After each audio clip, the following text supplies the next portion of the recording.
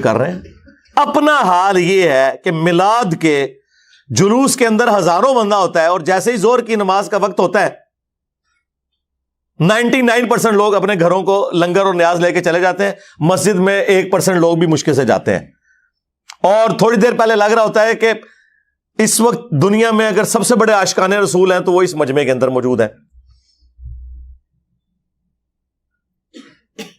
دوسری طرف 10 محرم کے جلوس کے اندر لگ رہا ہوتا ہے کہ آج اگر کوئی بھی یزید سامنے آئے گا وہ بچے گا نہیں, کیونکہ یہ عاشقان حسین نکلے ہوئے ہیں. اور جیسے ہی زہر اور عصر کی نماز کا وقت ہوتا ہے اور وہ ان جلوسوں کے دوران ظہرین کی نماز پڑھاتے ہیں نا, تو 99% لوگ سائڈ پہ ہو جاتے ہیں. ساڑھے کپڑے پلید نے, پلید دو کپڑے پلید نے, مسلمان اور کپڑے پلید. اور چند لوگ آپ کو نماز پڑھتے ہوئے نظر آئیں گے. یہ پریکٹیکلی مسلمانوں کی حالت ہے. اور ان مسلمانوں کو قرآن کو آگ لگانے کے اوپر غصہ آ جاتا ہے. بہت اچھی بات ہے, لیکن قرآن کو آگ تو آپ لوگوں نے پریکٹیکلی لگا دی ہوئی ہے. قرآن کی کسی بات کے اوپر عمل نہیں کر رہے. یہ قرآن کا حکم تھا نا.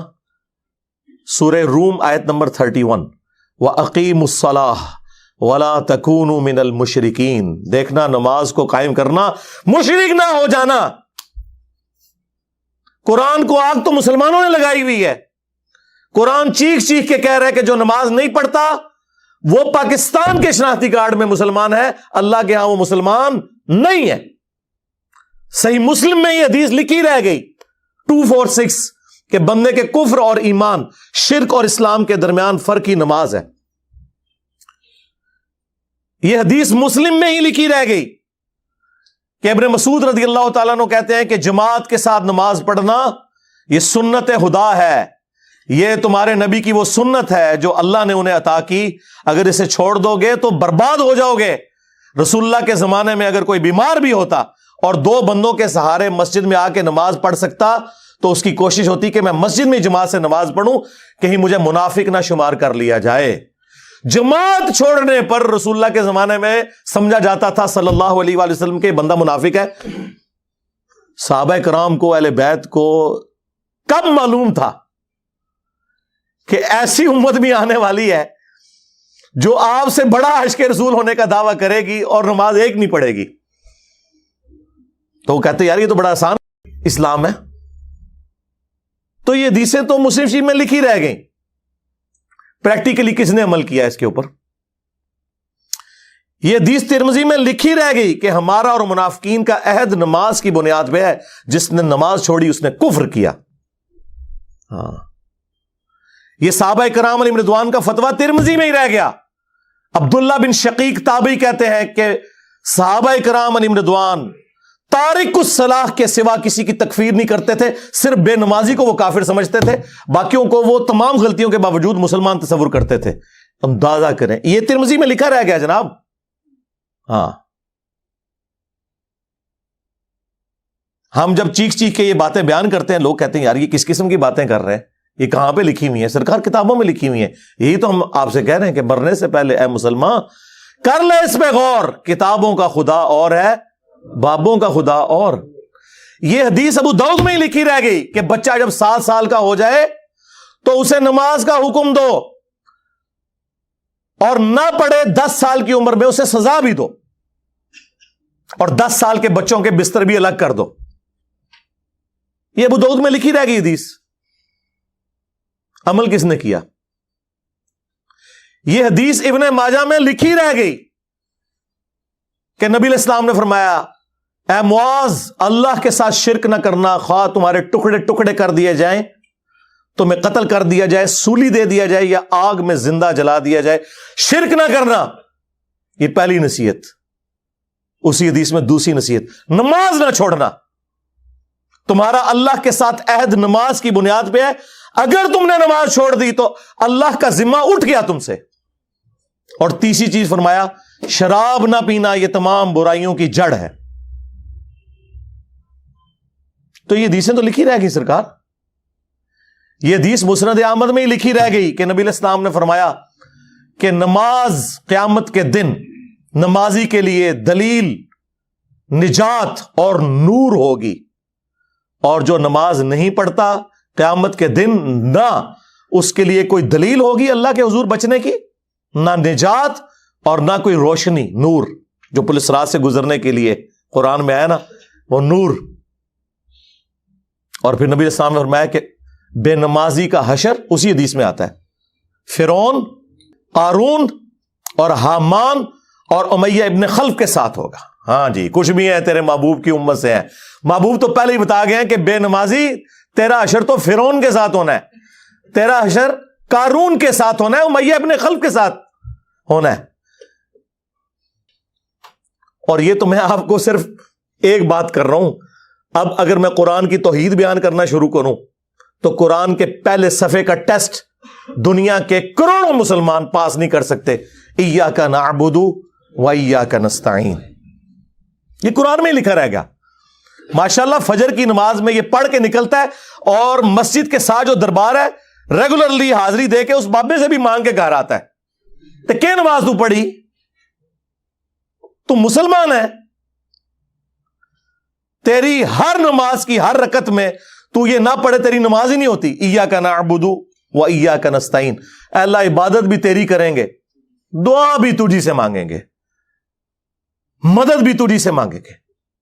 یہاں مدد مانا دعا کے ہے، لیکن یہاں مولویوں نے پھر پٹی پڑھا دی، ان کا نہیں جی نہیں جی امی سے روٹی نہ مانگے۔ اندازہ کریں قرآن کا مذاق اڑا رہے ہیں، حالانکہ انہیں پتا ہے کہ قرآن میں یہ آیت موجود ہے، وَتَعَاوَنُوا عَلَى الْبِرِّ وَالتَّقْوَى وَلَا تَعَاوَنُوا عَلَى الْإِثْمِ وَالْعُدْوَانِ، نیکی اور پرہیزگاری کے کاموں میں ایک دوسرے کی مدد کرو اور برائی میں الگ رہو۔ قرآن نے بتایا ہے کہ اللہ نے دنیا کو اسباب کے ساتھ جوڑا ہوا ہے۔ یہاں ایاک نستعین میں دعا کے اعتبار سے بتایا جا رہا تھا کہ غیر اللہ سے نہیں کرنی، ظاہری اسباب کا تو قرآن میں حکم ہے، لیکن دیکھ لیں۔ اور پھر جس شان سے اللہ تعالیٰ نے سورۃ النمل میں ذکر کیا، حیران کن بات آپ کو بتاؤں، اہل تشیع کے ہاں صبح و شام کی دعاؤں میں، سنت اذکار میں سورۃ النمل کی آیت نمبر 62 پڑھی جاتی ہے، ترجمہ نہیں کبھی کسی نے پڑھا۔ اور ہمارے جن اسٹوڈنٹس نے پڑھا جو شیعہ مکتب سے تعلق رکھتے تھے، کیونکہ میں نے اس آیت کو اتنی دفعہ کوٹ کیا، انہوں نے کہا ہم تو یہ صبح شام پڑھتے ہیں، ترجمہ پڑھا تو انہوں نے کہا یار یہ آیت پڑھ کے بھی سب سے زیادہ شرک ہم کر رہے تھے، کیونکہ اس آیت کے اندر کیا لکھا ہے، امن یجیب المضطر اذا دعا، بھلا بتاؤ کون ہے جو تکلیف میں گھرے ہوئے شخص کی فریاد کو سنتا ہے، وَيَكْشِفُ السُّوءَ، اور اس سے اس کی برائی کو، تکلیف کو دور کر دیتا ہے، وَيَجْعَلُكُمْ خُلَفَاءَ الْأَرْضِ، اور تمہیں اگلوں کا خلیفہ کرتا ہے زمین پر، تمہارے ماں باپ کے مرنے کے بعد تمہارے مرنے کے بعد تمہاری اولاد کو۔ اَإِلَٰهٌ مَّعَ اللَّهِ، کیا اللہ کے ساتھ کوئی اور معبود بھی ہے؟ قَلِيلًا مَّا تَذَكَّرُونَ، لیکن بہت کم ہی تم نصیحت حاصل کرتے ہو۔ بالکل صدق اللہ العظیم، بہت کم لوگوں نے نصیحت حاصل کی۔ اس آیت میں کلیئر کٹ لکھا ہے کہ جو اللہ کے سوا کسی اور سے دعا کرتا ہے گویا وہ اسے خدا بنائے ہوئے ہے۔ یا علی مدد کا مطلب سادہ نہیں ہے، اس کا مطلب ہے کہ آپ نے مولا علی کو اللہ کے مقابلے پر خدا تصور کر لیا۔ نہیں جی ہم تو انہیں اللہ کا بندہ مانتے ہیں، نہیں جناب، قرآن تو یہ کہتا ہے کہ اللہ کا بندہ مان کے یا بغیر بندہ مان کے۔ جب تمہارا یہ عقیدہ ہے کہ اللہ کے سوا کوئی تمہاری تکلیف دور کر سکتا ہے، جی پیچھے اللہ ہی ہے، اچھا اللہ پیچھے رکھنے ہنستے؟ یہ دیکھیں حدیث میں لکھا ہوا ہے نماز کا طریقہ، اور نہیں جی ہمارے امام صاحب نے بھی تو وہی کچھ بتایا نا، پیچھے تھے اتنے بھی نبی علیہ السلام نے، نبی علیہ السلام پیچھے رکھنے کے لیے، میرے نبی سا ہے ہی کوئی نہیں، تیرے بابے تھے شاہ ہی کوئی نہیں، اللہ پیچھے، رسول پیچھے، آگے تمہارے بابے۔ عزتیں اویل کی ہیں تم نے اللہ اور اس کے رسول کے نام کے اوپر، چندے کھائے ہیں تم نے رسول اللہ کے نام کے اوپر صلی اللہ علیہ وآلہ وسلم، سواریاں سوار کی ہیں تم نے مکے اور مدینے کے نام کے اوپر، اور غداری کی ہے اپنے دین کے ساتھ، ممبروں پہ چڑھ کے کہتے ہو قرآن و حدیث ڈائریکٹ نہ پڑھنا گمراہ ہو جاؤ گے۔ واہ، یہ کوئی یہودی یا نصرانی آ کے بات کرے ہم منہ توڑ دیں، جس طرح آج آگ لگانے کے اوپر قرآن کو ہمیں کتنا غصہ چڑھا ہوا ہے۔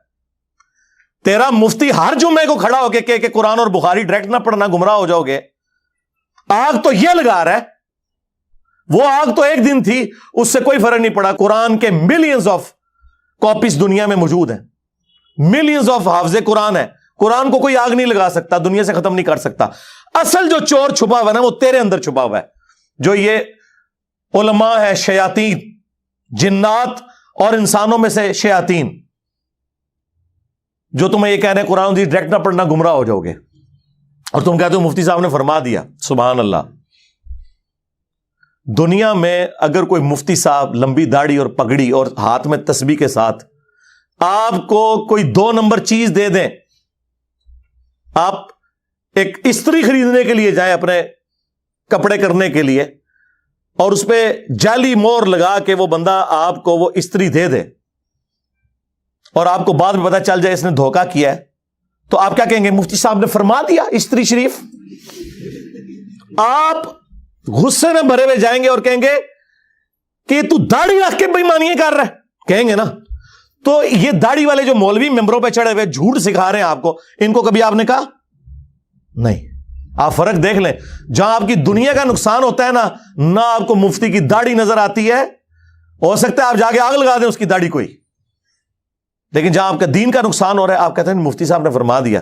وہاں لاکھ چیختے رہے کہ یار یہ مفتی صاحب آپ کو اپنے بابوں کا دین بتا رہے ہیں, کتابوں میں دین کچھ اور لکھا ہوا ہے, ٹس سے مس نہیں ہوتے. تو یہ قرآن کی توحید کا ٹیسٹ نہیں تھے پاس کر رہے. ایک جاہل سے جاہل مسلمان کو بھی یہ بات سمجھ آنی چاہیے کہ بارش کون برساتا ہے؟ اللہ. ڈیوٹی کس کی ہے؟ فرشتوں کی. کیا ہم بارش فرشتوں سے مانگیں گے یا اللہ سے؟ تو بات ختم ہو گئی. جی ڈیوٹیاں لائی ہیں جی بابیاں دیاں, اور چھڑ دے, ڈیوٹیاں لائی ہیں. کدھر مر گئے وہ بابے کہ آج ہزاروں ایکڑ کے اوپر یوٹیوب کی جو ہارڈ ڈسک رکھی ہوئی ہے ان کے اوپر رسول اللہ کے خلاف گستاخانہ ویڈیوز رکھی ہوئی ہیں. بابے کدھر مر گئے؟